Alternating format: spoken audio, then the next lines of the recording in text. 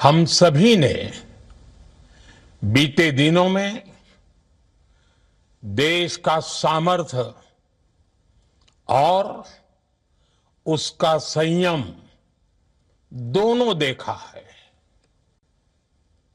मैं सबसे पहले भारत की पराक्रमी सेनाओं को, सशस्त्र बलों को, हमारी खुफिया एजेंसियों को, हमारे वैज्ञानिकों को, हर भारतवासी की तरफ से सैल्यूट करता हूं। हमारे वीर सैनिकों ने ऑपरेशन सिंदूर के लक्ष्यों की प्राप्ति के लिए असीम शौर्य का प्रदर्शन किया। मैं उनकी वीरता को, उनके साहस को, उनके पराक्रम को आज समर्पित करता हूं हमारे देश की हर माता को, देश की हर बहन को और देश की हर बेटी को ये पराक्रम समर्पित करता हूं। साथियों, 22 अप्रैल को पहलगाम में आतंकवादियों ने जो बर्बरता दिखाई थी, उसने देश और दुनिया को झकझोर दिया था। छुट्टियां मना रहे निर्दोष मासूम नागरिकों को धर्म पूछकर उनके परिवार के सामने, उनके बच्चों के सामने बेरहमी से मार डालना, यह आतंक का बहुत विभत्स चेहरा था, क्रूरता थी। ये देश के सद्भाव को तोड़ने की घिनौनी कोशिश भी थी। मेरे लिए व्यक्तिगत रूप से ये पीड़ा बहुत बड़ी थी। इस आतंकी हमले के बाद सारा राष्ट्र, हर नागरिक, हर समाज, हर वर्ग, हर राजनीतिक दल एक स्वर में आतंक के खिलाफ कड़ी कार्रवाई के लिए उठ खड़ा हुआ। हमने आतंकवादियों को मिट्टी में मिलाने के लिए भारत की सेनाओं को पूरी छूट दे दी और आज हर आतंकी, आतंक का हर संगठन जान चुका है कि हमारी बहनों बेटियों के माथे से सिंदूर हटाने का अंजाम क्या होता है। साथियों, ऑपरेशन सिंदूर ये सिर्फ नाम नहीं है, ये देश के कोटि कोटि लोगों की भावनाओं का प्रतिबिंब है। ऑपरेशन सिंदूर न्याय की अखंड प्रतिज्ञा है।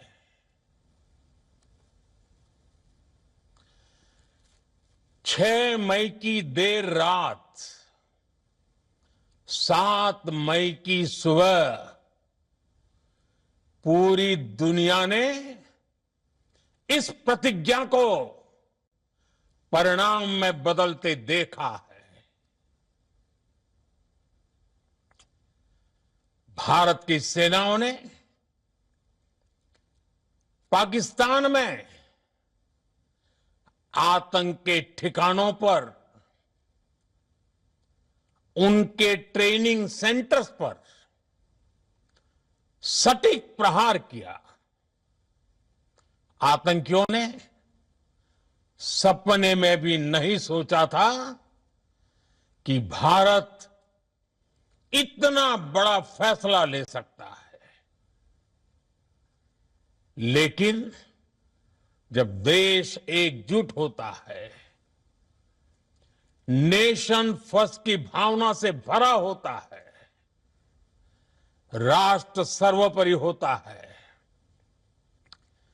तो फौलादी फैसले लिए जाते हैं, परिणाम लाकर दिखाए जाते हैं। जब पाकिस्तान में आतंक के अड्डों पर भारत की मिसाइलों ने हमला बोला, भारत के ड्रोन्स ने हमला बोला,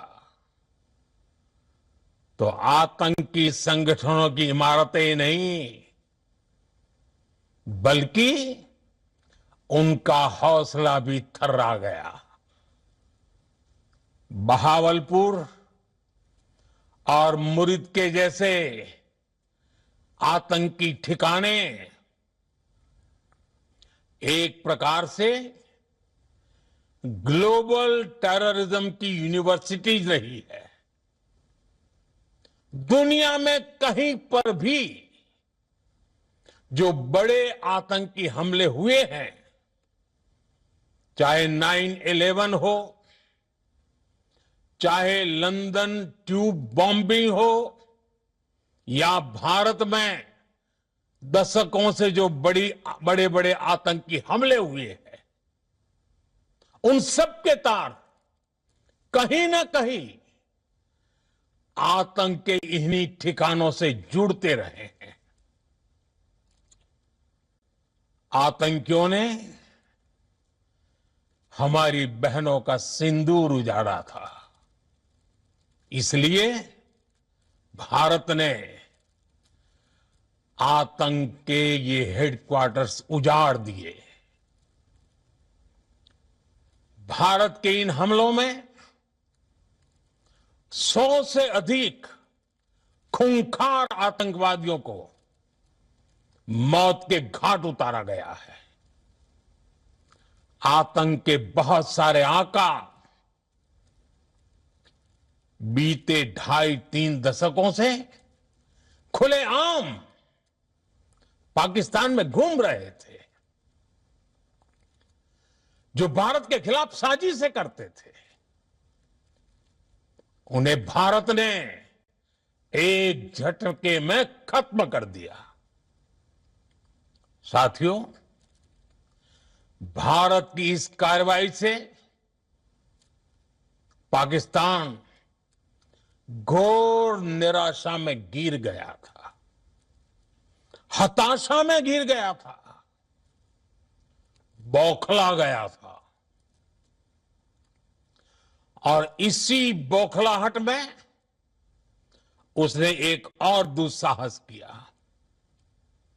आतंक पर भारत की कार्रवाई का साथ देने के बजाय पाकिस्तान ने भारत पर ही हमला करना शुरू कर दिया। पाकिस्तान ने हमारे स्कूलों, कॉलेजों को, गुरुद्वारों को, मंदिरों को, सामान्य नागरिकों के घरों को निशाना बनाया। पाकिस्तान ने हमारे सैन्य ठिकानों को निशाना बनाया। लेकिन इसमें भी पाकिस्तान खुद बेनकाब हो गया।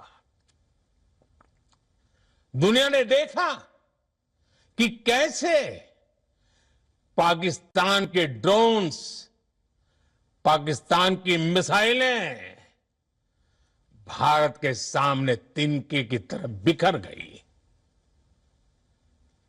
भारत के सशक्त एयर डिफेंस सिस्टम ने उन्हें आसमान में ही नष्ट कर दिया।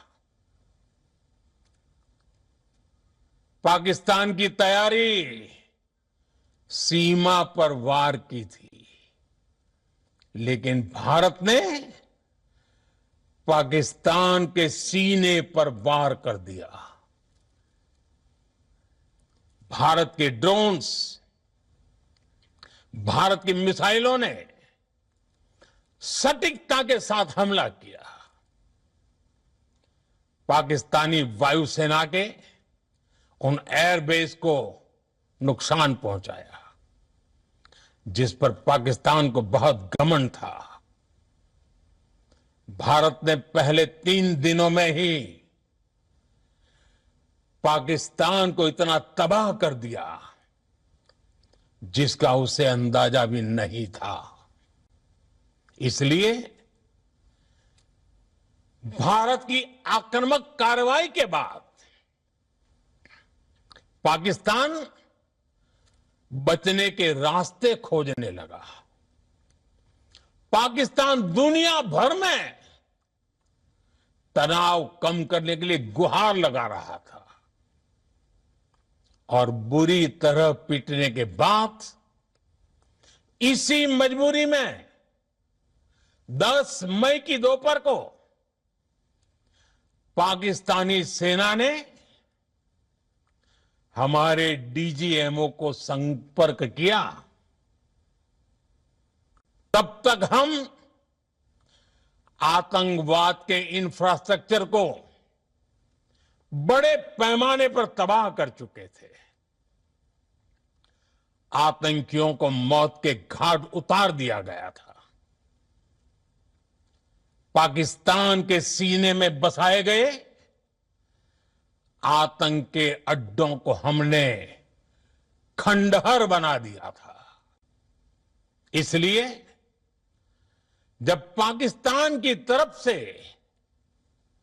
गुहार लगाई गई, पाकिस्तान की तरफ से जब ये कहा गया कि उसकी ओर से आगे कोई आतंकी गतिविधि और सैन्य दुस्साहस नहीं दिखाया जाएगा, तो भारत ने भी उस पर विचार किया।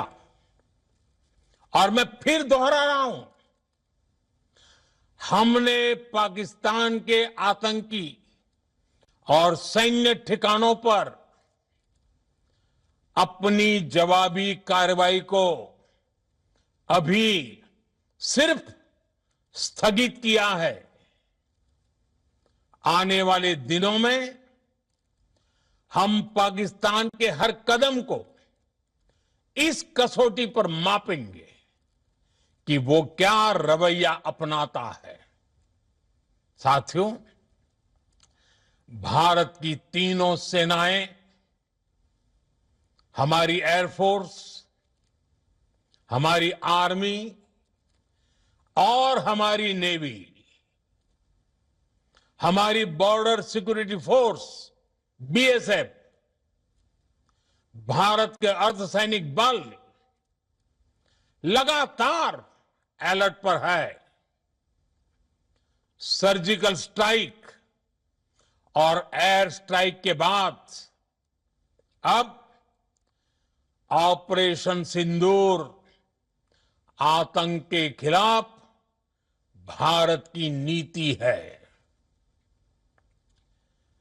ऑपरेशन सिंदूर ने आतंक के खिलाफ लड़ाई में एक नई लकीर खींच दी है, एक नया पैमाना, न्यू नॉर्मल तय कर दिया है। पहला, भारत पर आतंकी हमला हुआ तो मुंह तोड़ जवाब दिया जाएगा। हम अपने तरीके से, अपनी शर्तों पर जवाब देकर रहेंगे। हर उस जगह जाकर कठोर कार्रवाई करेंगे जहां से आतंक की जड़ें निकलती हैं। दूसरा, कोई भी न्यूक्लियर ब्लैकमेल भारत नहीं सहेगा। न्यूक्लियर ब्लैकमेल की आड़ में पनप रहे आतंकी ठिकानों पर भारत सटीक और निर्णायक प्रहार करेगा। तीसरा, हम आतंक की सरपरस्त सरकार और आतंक के आकाओं को अलग अलग नहीं देखेंगे। ऑपरेशन सिंदूर के दौरान दुनिया ने पाकिस्तान का वो घिनौना सच फिर देखा है, जब मारे गए आतंकियों को विदाई देने पाकिस्तानी सेना के बड़े बड़े अफसर उमड़ पड़े। स्टेट स्पॉन्सर्ड टेररिज्म का ये बहुत बड़ा सबूत है। हम भारत और अपने नागरिकों को किसी भी खतरे से बचाने के लिए लगातार निर्णायक कदम उठाते रहेंगे। साथियों, युद्ध के मैदान पर हमने हर बार पाकिस्तान को धूल चटाई है और इस बार ऑपरेशन सिंदूर ने नया आयाम जोड़ा है। हमने रेगिस्तानों और पहाड़ों में अपनी क्षमता का शानदार प्रदर्शन किया और साथ ही न्यू एज वॉरफेयर में भी अपनी श्रेष्ठता सिद्ध की। इस ऑपरेशन के दौरान हमारे मेड इन इंडिया हथियारों की प्रामाणिकता सिद्ध हुई। आज दुनिया देख रही है 21वीं सदी के वॉरफेयर में made in India defence equipments, इसका समय आ चुका है। साथियों, हर प्रकार के आतंकवाद के खिलाफ हम सभी का एकजुट रहना, हमारी एकता हमारी सबसे बड़ी शक्ति है। निश्चित तौर पर ये युग युद्ध का नहीं है, लेकिन ये युग आतंकवाद का भी नहीं है। टेररिज्म के खिलाफ जीरो टॉलरेंस, ये एक बेहतर दुनिया की गारंटी है। साथियों, पाकिस्तानी फौज, पाकिस्तान की सरकार जिस तरह आतंकवाद को खाद पानी दे रहे हैं, वो एक दिन पाकिस्तान को ही समाप्त कर देगा। पाकिस्तान को अगर बचना है तो उसे अपने टेरर इंफ्रास्ट्रक्चर का सफाया करना ही होगा। इसके अलावा शांति का कोई रास्ता नहीं है। भारत का मत एकदम स्पष्ट है। टेरर और टॉक एक साथ नहीं हो सकते। टेरर और ट्रेड एक साथ नहीं चल सकते और पानी और खून भी एक साथ नहीं बह सकता। मैं आज विश्व समुदाय को भी कहूंगा, हमारी घोषित नीति रही है, अगर पाकिस्तान से बात होगी तो टेररिज्म पर ही होगी। अगर पाकिस्तान से बात होगी तो पाक ऑक्युपाइड कश्मीर पीओके उस पर ही होगी। प्रिय देशवासियों, आज बुद्ध पूर्णिमा है। भगवान बुद्ध ने हमें शांति का रास्ता दिखाया है। शांति का मार्ग भी शक्ति से होकर जाता है। मानवता शांति और समृद्धि की तरफ बढ़े, हर भारतीय शांति से जी सके, विकसित भारत के सपने को पूरा कर सके, इसके लिए भारत का शक्तिशाली होना बहुत जरूरी है। और आवश्यकता पड़ने पर इस शक्ति का इस्तेमाल भी जरूरी है। और पिछले कुछ दिनों में भारत ने यही किया है। मैं एक बार फिर भारत की सेना और सशस्त्र बलों को सैल्यूट करता हूं। हम भारतवासी के हौसले, हर भारतवासी का एकजुटता का शपथ, संकल्प, मैं उसे नमन करता हूं। बहुत बहुत धन्यवाद। भारत माता की जय।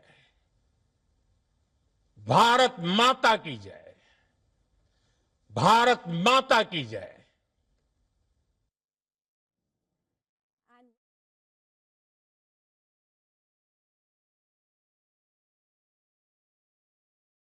And that was Indian Prime Minister Narendra Modi's first address after Operation Sindoor. A big message coming from Prime Minister Modi that Operation Sindoor is India's policy against terrorism. It's a red line against terrorism and a new normal against terrorism as well.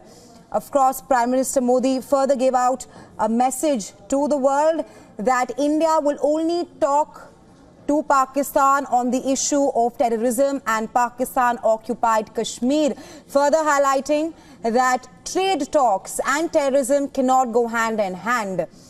He also sent a clear message to Pakistan that Pakistan needs to destroy its terror hubs and India will only talk to Pakistan if terrorism is stopped.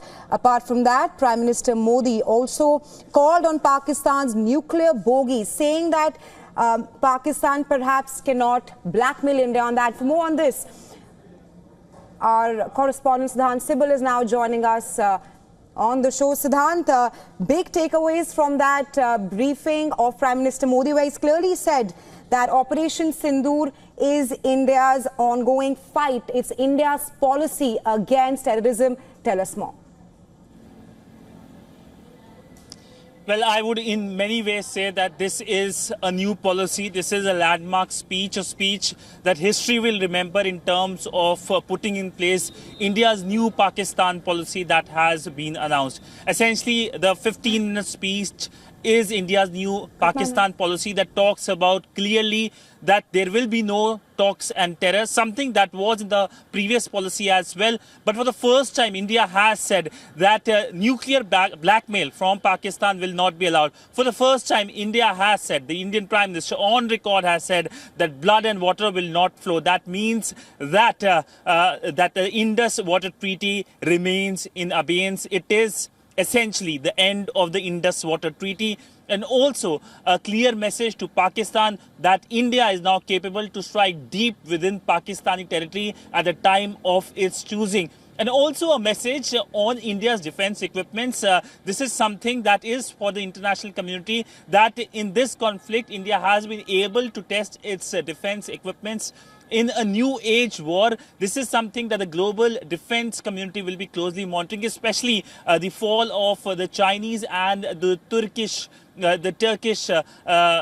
drones, the Chinese missiles, because so far we know that the testing of weapons in an active situation is something that really comes out in the public, especially in this part of the world. But for the first time, the Indian military has released pictures of the fallen drones and missiles. And this is something that shows that the Indian made in India defense equipments have much more reliability than the Chinese or the Turkish defense assets or defense products. But all in all, an important speech, I would say. Pakistan must be clearly noticing it, and a message to other countries as well, including Donald Trump, who just a short while ago said that he brokered the conversation, the ceasefire between India and Pakistan with, of course, the focus on the trade. The Indian Prime Minister clearly saying that the only conversation India will have with Pakistan is that it is on terrorism and the return of Pakistan-occupied Kashmir. So all in all, the last word to the Indian Prime Minister in this conflict, the conflict essentially was escalated by the Pakistani side. India launched attacks on terror camps, and we know that so far the briefing was happening at the civilian level. The Foreign Secretary was briefing, then of course the military briefed, and now the Indian Prime Minister has spoken. Right, Siddhant, a very important briefing by the Prime Minister Modi. India has clearly drawn red lines with Pakistan, and Operation Sindoor is India's new policy against terrorism. But thanks very much for getting us the latest at this point of time.